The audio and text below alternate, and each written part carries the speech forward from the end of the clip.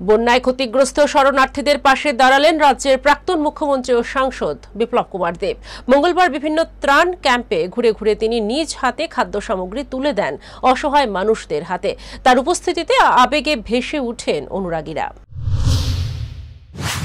ত্রিপুরায় টানা বৃষ্টির ফলে সৃষ্ট বন্যায় ক্ষতিগ্রস্ত মানুষের পাশে দাঁড়ালেন রাজ্যের প্রাক্তন মুখ্যমন্ত্রী ও বর্তমান সাংসদ বিপ্লব কুমার দেব। সোমবারের পর মঙ্গলবারও তিনি ত্রাণ কাজে সক্রিয় ভূমিকা পালন করেন।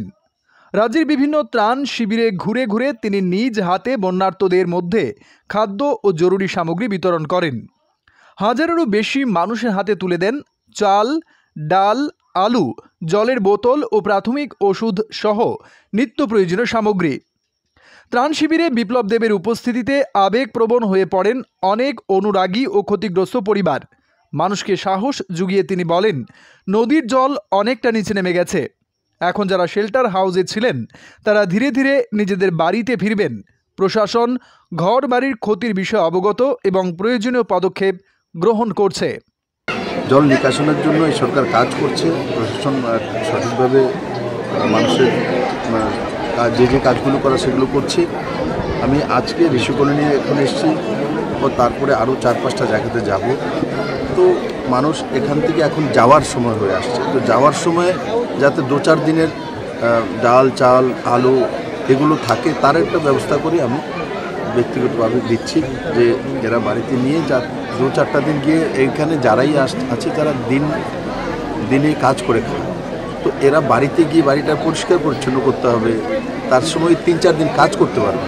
ওই 3-4 দিনের জিনিসটা এটা একদম 1 মাসের ওনার জীবন তৈরি করেছে তেমন না, সামান্য যাতে 3-4 দিন এই খাওয়াটা নিয়ে বাড়িতে খেতে পারে। ওই সময়টার মধ্যে বাড়িঘরটা পরিষ্কার পরিচ্ছন্ন করে নেয়, তার ব্যবস্থা করার জন্য সেটা আমি করছি। তিনি আরও জানান, সরকার ও প্রশাসনের পক্ষ থেকে যা যা করণীয় তা দ্রুততার সঙ্গে সম্পন্ন করা হবে। প্রশাসন বাকি সব ব্যবস্থা করছে। আপনারা দেখেছেন রামকৃষ্ণ মিশন থেকে সকাল থেকে এখানে ওষুধপত্রাদির ব্যবস্থা স্বয়ং মহারাজজি এসছে।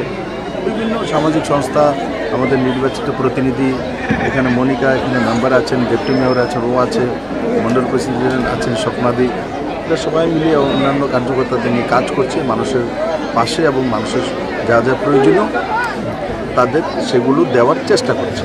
এদিন প্রতাপগড় ঋষি কলোনি স্কুল, জগন্নাথ দিঘির পার, ধলেশ্বর কলোনি সহ একাধিক বন্যা পীড়িত অঞ্চল পরিদর্শন করেন তিনি। কথা বলেন শেল্টার হাউসে থাকা সাধারণ মানুষের সঙ্গে। বিপ্লব দেবের এই তৎপরতা ও সরাসরি সহানুভূতির বার্তা সাধারণ মানুষের মধ্যে আশার আলো জাগিয়েছে। তার আশ্বাস, এই দুঃসময়ে আমরা আপনাদের পাশে আছি এবং থাকব। Bureau report, headlines, Tripura national.